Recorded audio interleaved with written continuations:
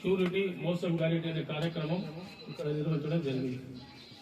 ఈ కార్యక్రమం 24వ ward incharge Sameer Khan ఆధ్వర్యంలో జరుగుతూ ఉంది.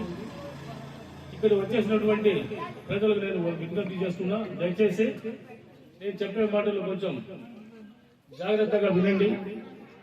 ఈ బాబు షూరిటీ మోసం గ్యారెంటీ ఎందుకు పెట్టాల్సి వచ్చిందంటే ఈ కార్యక్రమం ఈ పేరులోనే ఉంది. చంద్రబాబు ముఖ్యమంత్రి గారు ఏదైతే హామీ ఇస్తారో అది నెరవేర్చరు.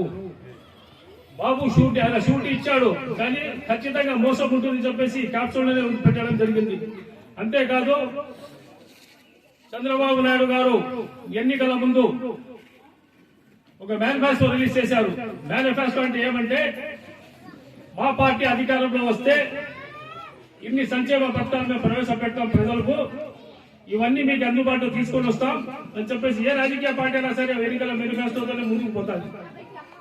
ఇందులో భాగంగా ముఖ్యమంత్రి చంద్రబాబు నాయుడు గారు ఎన్ని వాగ్దానాలు చేశారంటే ఈ సందర్భంగా కొన్ని నేను మీ ముందే ఉంచుతాను, దయచేసి వినండి.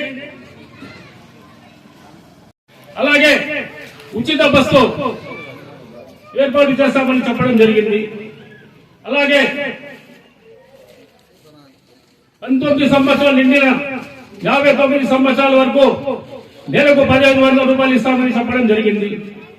అలాగే దుల్హన్ పథకం కింద 1 లక్ష రూపాయలు ఇస్తామని చెప్పడం జరిగింది.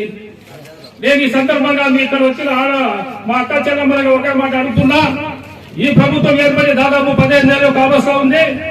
ఈ 15 నెలల కాలంలో ఏ ఆడబిడ్డ కన్నా దుల్హన్ పథకం కింద 1 లక్ష రూపాయలు శాంక్షన్ అయిందని చెప్పేసి సభాముఖంగా అడుగుతున్నా. దయచేసి చెప్పండి, ఎవరికైనా ఆడబిడ్డకు 1 లక్ష రూపాయలు దుల్హన్ పథకం కింద వచ్చిందా? రాలేదు. ఈ ప్రభుత్వం వాగ్దానానికి పరిమితం అంతేగాని అమలు చేసేదానికి విఫలమవుతా ఉంది. దయచేసి నేను మరొక విషయం చెప్తున్నా. ఇంకొక మాట అడిగిన చేనేత కార్మికులకు సంవత్సరానికి 24,000 ఇస్తామన్నారు. అలాగే బీపీ షుగర్ ఉన్న వాళ్లకు దయచేసి వినండి, బీపీ షుగర్ ఉన్న వాళ్లకు ఉచిత మందులు ఇంటికి వచ్చి సరఫరా చేస్తామంటున్నారు. ఎవరికైనా మీకు మందులు అందుతున్నాయా? ఇన్ని అబద్ధాలు చెప్పి అధికారం వచ్చిన ముఖ్యమంత్రి చంద్రబాబు నాయుడు గారు ప్రజలకు ఏం సమాధానం చెప్పదలుచుకున్నారు? దయచేసి నేను ఒకటి చెప్తున్నా, వైఎస్ జగన్మోహన్ రెడ్డి గారు ముఖ్యమంత్రిగా ఉన్నప్పుడు ఆయన కూడా ఎన్నికల మేనిఫెస్టో ప్రకటించడం జరిగింది. నవరత్నాల పేరుతో మీ అందరికీ నేను ఒకటే అడుగుతున్నా, అమ్మఒడి వచ్చిందా లేదా? మీ పిల్లలకు ఫీజు రియంబర్స్మెంట్ వచ్చిందా లేదా? రైతు భరోసా వచ్చిందా లేదా? మహిళలకు డాక్రా మహిళలకు వడ్డీ రుణాలు ఇచ్చిందా లేదా? 45 సంవత్సరాలు నిండిన ప్రతి మహిళకు 18,700 రూపాయలు ఇచ్చినారా లేదా?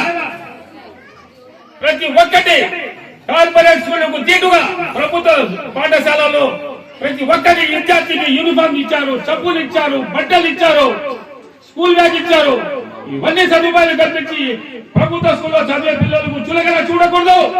కార్పొరేట్ స్కూల్లో ఏదైతే యూనిఫామ్ లో పోతున్నారు ఈ పిల్లలు కూడా పోలని చెప్పేసి చేసిన నాయకుడు జగన్మోహన్ రెడ్డి గారు ఈరోజు రాష్ట్ర వ్యాప్తంగా జగన్మోహన్ రెడ్డి గారిని గుర్తొస్తున్నారు. ఆయన ఎక్కడ పైన కూడా ప్రజలు బ్రహ్మరథం పడుతున్నారు. ఎందుకు పడుతున్నారు?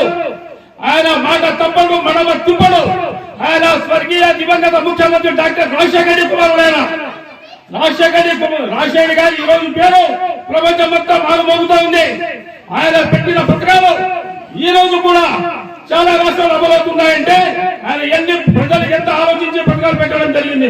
మరొక విషయం చెప్తున్నా సోదరులారా, మొన్న ఇటీవల జగన్ గారు గవర్నర్ గారికి కలిశారు.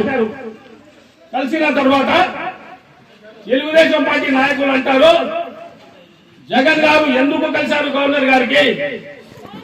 ఆ విషయాలు బయట పెట్టాలా? మా నాయకుడు, ప్రతిపక్ష నాయకుడు, మాజీ ముఖ్యమంత్రి, ప్రజా నాయకుడు ఎన్నో పనుల నిమిత్తం గవర్నర్ గారు కలుస్తారు. మీకు ఎందుకయ్యా? మా నాయకుడు గవర్నర్ తో కలిస్తే కూడా మీకు భయం.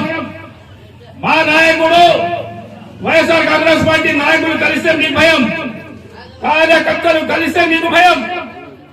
ఈరోజు నెల్లూరులో మా నాయకుడు పోయాడు. అక్కడ నాయకుడికి పరామర్శించడానికి ఏ మంచిగా విధిస్తారు మీరు? హెలికాప్టర్ దగ్గర కేవలం 3 ఆయనకి రిసీవ్ చేసుకోవాలా? ఎవరైతే ఆయన సబ్జెక్ట్కి పోయి ఆయన పరామర్శించడానికి పోతే కేవలం ఆయన వెంట 4 కేటాయిస్తారా? ఆంధ్రదేశం ప్రజాస్వామ్య దేశం ఇది. నియంత్రణ పాలన ఎన్ని రోజులు జరుగుతుంది? దయచేసి మీ అందరికీ విజ్ఞప్తి చేస్తున్నా, దయచేసి అర్థం చేసుకోండి. వైఎస్ఆర్ కాంగ్రెస్ పార్టీ అధికారులు ఉన్నప్పుడు మీరు ఎన్ని పథకాలు అనుభవించారు, ఈ రోజు ఏం అనుభవిస్తారని ఒకసారి దయచేసి ఆలోచించండి. దయచేసి మరొకసారి విజ్ఞప్తి చేస్తున్నా, జగన్మోహన్ రెడ్డి గారు ఏం చెప్తే అదే చేస్తారు, ఏం చేస్తారు అదే చెప్తారు. ఆయన ఎన్ని పత్రాలు ప్రవేశపెట్టారు అన్ని ఆయన తూచ తప్పకుండా పాటించారు. ఆయన ముఖ్యమంత్రిగా ఉన్నప్పుడు 2 సంవత్సరాలు కరోనా వచ్చింది. ఏ రోజు కూడా ఆయన రాష్ట్ర ఆర్థిక పరిస్థితి బాగాలేదు, ఈ పథకాలు నేను ఇవ్వలేని చెప్పలేదు. ఆయన ఎన్ని ఇబ్బందులు ఉన్నా కూడా డైరెక్ట్ మీ అకౌంట్ లో డబ్బులు జమ అయింది. మరొక విషయం, ఆర్టీసీ కార్మికులకు ప్రభుత్వం